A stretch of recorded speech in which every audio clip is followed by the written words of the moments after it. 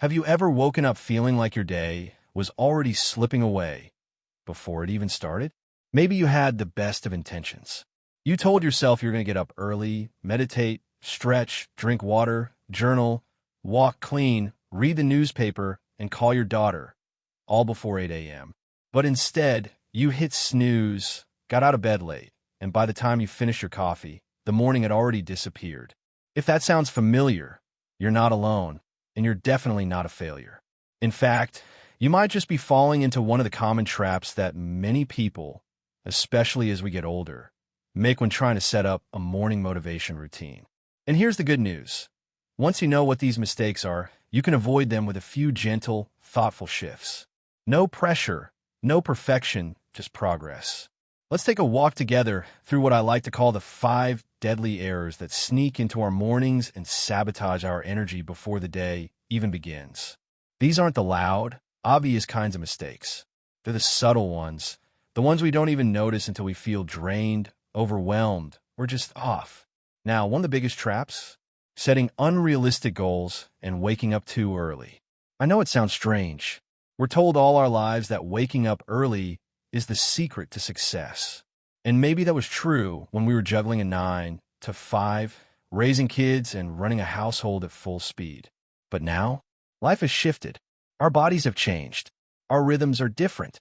For many of us, getting up at 5 a.m. might do more harm than good. And it's not because we're lazy. It's because we're human. If your body is asking for rest, why not honor it? Instead of forcing yourself into someone else's morning, why not create one that fits you? Let me tell you about George. He's 67, recently retired, and wanted to make the most of his mornings. So he set his alarm for 5:30 a.m., determined to become the morning person all the articles raved about. But every morning was a struggle. He was groggy, irritated, and by 10 a.m., needed a nap. It wasn't working. Eventually, he adjusted, woke up naturally around 7:30, started with a cup of warm tea, and took his walk at 9. The result? His mornings became peaceful, intentional. He felt better, more present. That's the power of working with your body, not against it. Another mistake that sneaks up on us? Being too rigid. We find a routine online, follow it to the letter, and expect every morning to be perfect. But life isn't always predictable, is it? Some days you wake up feeling great. Other days, your joints ache or your mind feels foggy. That's okay. That's normal. The problem isn't the inconsistency. The problem is expecting perfection every time. I remember talking to a woman named Susan. She's 72 and full of life. She had built the perfect routine on paper: yoga, journaling, smoothie, devotional reading. But when her grandkids came to stay for a week, the whole thing fell apart. At first, she felt guilty, like she had failed. But then she realized something important. Her routine needed to bend, not break. So, she replaced her yoga with playing on the floor with her grandkids. She journaled a few thoughts at night instead of in the morning. And that flexibility? That's what kept her going, not just that week, but long after they went home. Morning routines, especially after 60, are not about squeezing productivity out of every second. They're about setting a tone of calm, of care, of alignment with your actual life. If it feels like a punishment, it's not the right routine. If it feels like a gentle rhythm that supports your energy, then you're on the right path. And while we're here, let me gently mention one more common trap: creating routines that are simply too long or too packed. You see, motivation doesn't come from doing more. It often comes from doing less, but doing it with care. It's not about checking off boxes. It's about how those actions make you feel. Are they lifting you up, or are they just adding pressure? We'll keep walking through this together, but for now, I want you to pause and ask yourself this. What would your ideal morning feel like? Not look like, feel like. Would it be slow and quiet? Would it start with music or prayer or movement? Your answer matters more than any expert's advice. If this conversation is striking a chord with you, I'd love to know what's one part of your morning you'd like to change or simplify. Leave me a comment below and let's support each other. And if this video is helpful so far, go ahead and give it a like. It helps me reach more people just like you. And of course, don't forget to subscribe for more warm, practical advice to help you feel your best every day. Let's keep this going because there's more to explore together. Now, if you're still with me, I want to thank you because what we're doing together right now, this gentle reflection, this honest look at our habits, that's where real change begins. And it's not about changing everything at once.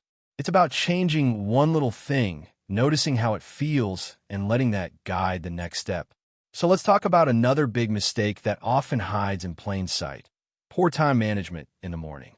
Now, that doesn't sound like a deadly error, does it? But hear me out. When you start your day already rushed or overloaded, it sets off a domino effect. You feel behind before you've even begun. Your heart rate rises, your mind races, and suddenly the peaceful morning you had hoped for feels more like a marathon you never signed up for. It's so easy to fall into this. Maybe you make a list the night before, hoping to be productive. But the list ends up with 10 or 12 items: stretching, cooking, emails, reading, cleaning, gardening, walking, meditating, calling a friend, doing the crossword, maybe even fixing the leaky faucet. You try to squeeze them all in before lunch, and by 9 a.m., you're exhausted. The truth is, mornings are not meant to be about quantity. They're about quality. When your list is too long, nothing gets done with care. But when you choose 2 or 3 meaningful actions, ones that align with how you want to feel, everything changes. Take Helen, for example. She's 70 and used to make these beautiful but overwhelming morning schedules. She wanted to feel accomplished, so she kept adding more tasks. But most mornings ended in frustration. So she made a small but powerful change. She picked just 3 things: deep breathing for 5 minutes, writing a gratitude note to herself, and listening to soft jazz while making tea. That was it. No multitasking, no rushing. And you know what? She started to look forward to her mornings again. They weren't about performance. They were about presence. That brings us to another quiet trap. Try to do too many things at once. Multitasking has become this badge of honor. But the truth is, it's a myth, especially when it comes to peaceful, grounded mornings. Imagine trying to stretch while watching the news, while responding to texts, while sipping coffee. It's chaotic. Your body is in one place, your mind in another, and your spirit, well, it hasn't even had a chance to wake up. We've been taught that multitasking makes us efficient. But in reality, it often just makes us scattered. Especially as we age, our brains crave simplicity. Focus, stillness. Doing one thing at a time not only feels better, it works better. I once spoke with Richard, 74, a former engineer who used to pride himself on managing multiple tasks at once. But after retirement, that same habit left him feeling anxious and restless. He realized his mornings were filled with noise, mental, emotional, even physical. So, he made one quiet shift. He chose to slow down. Now, he reads the paper without the TV on. He drinks his coffee without checking his phone. And he takes his walk without earbuds, just birdsong and breath. He told me, "It's like I found space in my day that I didn't know I needed." And I think there's something really powerful in that. Because here's the truth: peace doesn't come from doing more. It comes from doing less, more mindfully.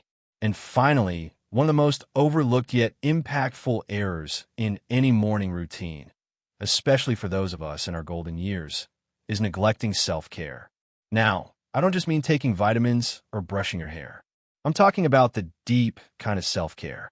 The kind that says, my rest matters. The kind that honors how you're feeling that day. Physically, emotionally, spiritually. Too often, we push ourselves in the name of motivation. We try to force energy, ignore our tiredness, or pretend we don't need to slow down. But our bodies are wise. They're always speaking to us. And sometimes what they're saying is, be gentle. You can't pour from an empty cup.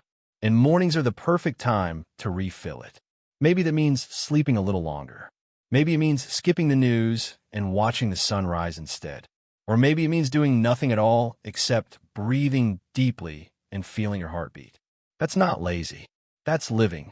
So if you've been filling your mornings with pressure, expectations, or guilt, I invite you to stop. Right now, you deserve more peace than that. You deserve mornings that feel kind, not rushed. Supportive, not punishing. I want to ask you something, and I hope you'll answer honestly in the comments.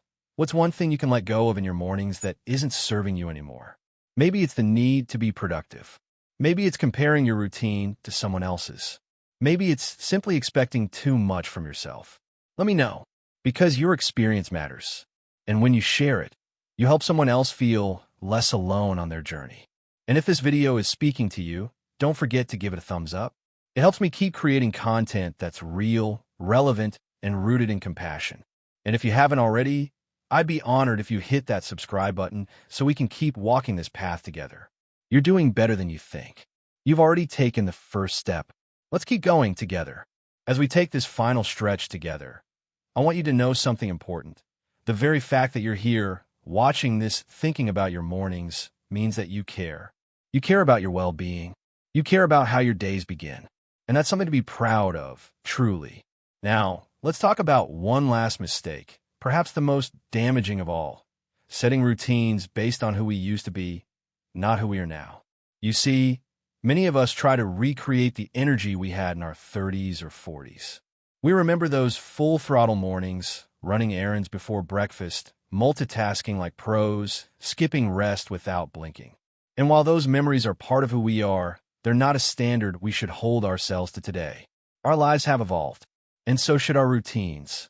When we cling to old versions of ourselves, we often end up creating routines that don't fit our current bodies, our minds, or our priorities.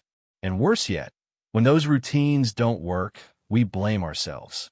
We think, I'm just not trying hard enough. But that couldn't be further from the truth. What you need now is not a copy of who you once were. It's an embrace of who you are, right now, today. Because the wisdom, the depth, the resilience you carry at this stage of life, that's powerful. And your routine should reflect that. I recently spoke with Maria, an 81-year-old artist who used to begin her day with a 2-mile run and a journal entry before the sun came up. She told me, with a laugh, "Now I stretch my toes in bed and say, thank you for another day."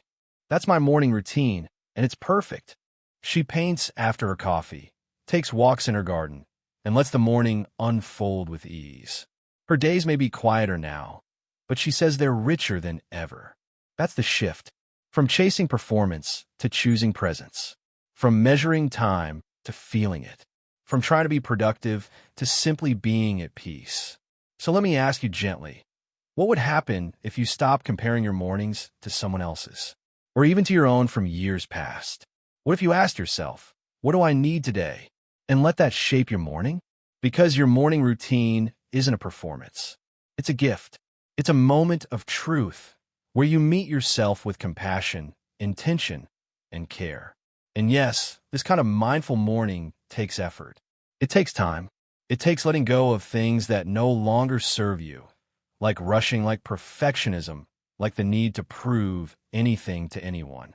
But what you receive in return is something so much more powerful: clarity, calm, and connection to yourself and to life. Before we close, I want to leave you with a simple idea, something I hold dear. Small changes can make big differences. You don't have to overhaul your life. You don't have to do everything right. Just choose one thing that feels right to you. Maybe tomorrow, instead of jumping straight out of bed, you sit up slowly, breathe in deeply, and smile at the light filtering through the curtains. Maybe you sip your tea without checking the news. Maybe you go outside and greet the morning air like an old friend. Whatever it is, let it be yours. And let it be enough. If something in today's video touched your heart or made you reflect, I'd love to hear from you. What's one small change you're ready to make in your mornings? Drop it in the comments below. Your story might just inspire someone else to start their own gentle transformation. And if you haven't already, go ahead and like this video. It really helps more people discover these supportive messages. And don't forget to subscribe and turn on that notification bell so you never miss a chance to reconnect with yourself and your well-being. Thank you for being here with me, for taking this time to nourish not just your morning, but your entire self. Remember this, always, you're not behind. You're not late. You are right on time for your own life. Here's to mornings that feel like home. And here's to living your best life at any age. Take care, and I'll see you in the next video.